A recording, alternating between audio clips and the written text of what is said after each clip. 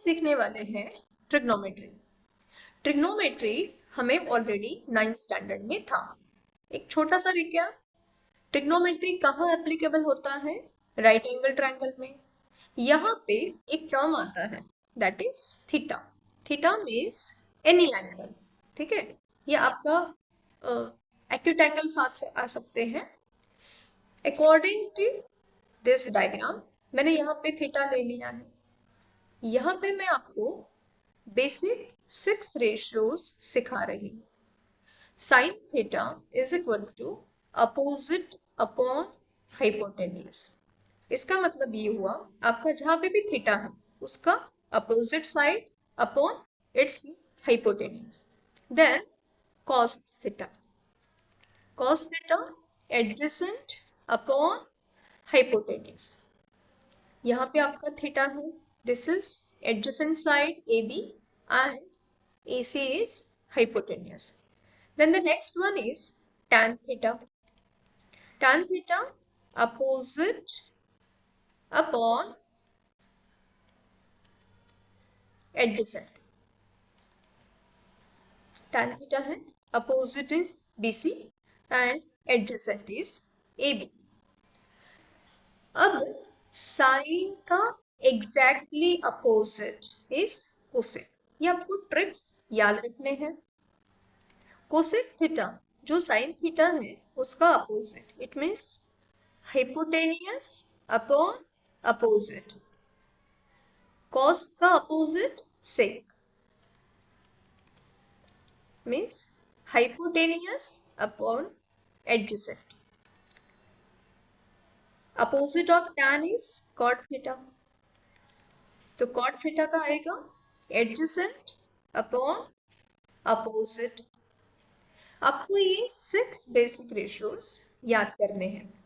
जैसे जैसे हम आगे जाएंगे हमें कुछ अलग टर्म भी सीखने हैं। उसमें से जो पहला टर्म आता है वो आता है sine theta is equal to cos 90 minus theta. ये क्या होता है? एक सिंपल से एग्जांपल से हम लोग समझ लेते हैं। लेट अस कंसिडर आपका ये जो साइन ए है थीटा दैट इज 20, ठीक है। हमारा साइन ए आ गया 20। अब देखिए जो हमारा एंगल सम प्रॉपर्टी है, angle A plus angle B plus angle C is equal to 180 degree, sum of measure of angle of triangle, तो वो 180 आएगा।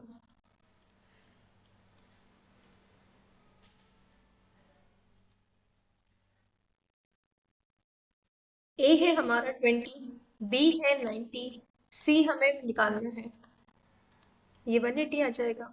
Angle C is equal to 180, 90 plus 20 कितना होगा? 110। 110 ट्रांसपोज करेंगे तो हमें एंगल सी मिला 70। अब 70 क्या है? 90 माइनस 20 है ना। 70 इज इक्वल टू 90 माइनस 20। तो जो आपका साइन थीटा था वो कितना था? 20 था। और हमने कॉस इज इक्वल टू क्या लिखा है? 90 माइनस थीटा। अगर आपका ए 20 है तो आपका सी कितना आएगा? 70, विच इज 90 माइनस 20, है ना। ये आपका साइन बन जाता है। Then second is exactly vice versa. Cos theta है तो आपका क्या आंसर आएगा? Sine 90 minus theta. Applicable same rule है आपका इसके लिए भी। Same here for cosec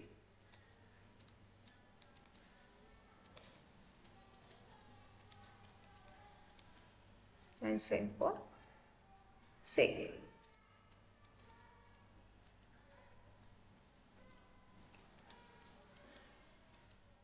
Once you know the concept behind it, तो आपको वो लर्न करने की जरूरत नहीं पड़ेगी, ठीक है। वन मोर इज देयर जो आपको पता होना चाहिए, रूल नंबर 5। जो tan है, tan थीटा का दूसरा फॉर्मूला है sin थीटा अपॉन cos theta. Why I am writing sin theta upon cos theta? Let us check sine theta मतलब क्या है? Opposite upon hypotenuse. अब ये 1/cos है, 1/cos एडजेसेंट अपॉन हाइपोटेनियस, तो हम एक के नीचे एक 4 टर्म तो वैसे भी नहीं लेते हैं, है ना। What we are going to do, ये जो हमारा थर्ड और फोर्थ टर्म है इसको हम न्यूमरेटर साइड में लेके जाएंगे, बट इन अ रेसिप्रोकल वे।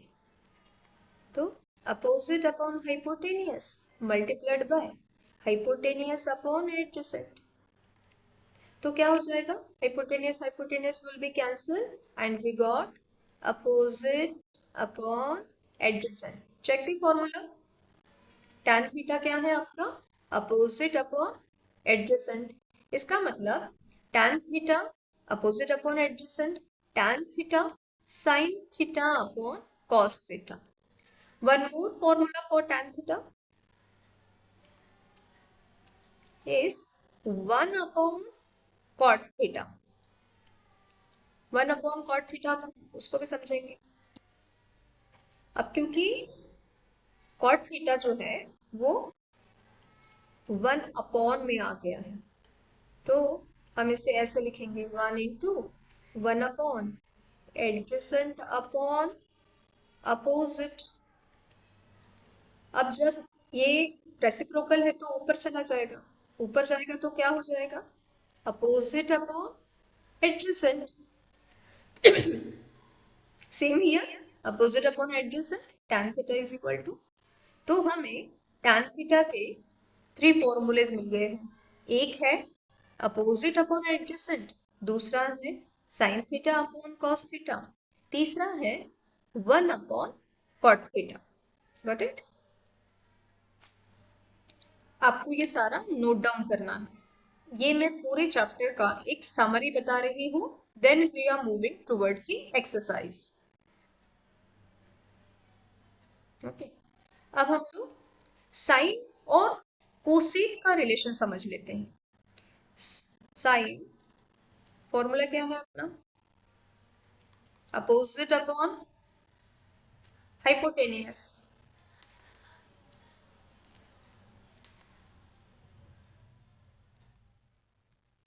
और कोसेक का फॉर्मूला क्या है, exactly opposite, hypotenuse upon opposite. तो इन दोनों का जो रिलेशन है that is cosec theta is equal to 1/sin theta, ठीक है।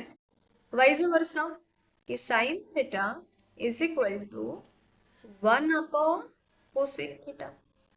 सेम फॉर cos, cos के लिए क्या है, cos theta is equal to adjacent upon hypotenuse, और जो sec है उसका है हाइपोटेनियस अपॉन एडजेसेंट। तो इनका रिलेशन कैसे आएगा, cos theta is equal to 1/sec theta,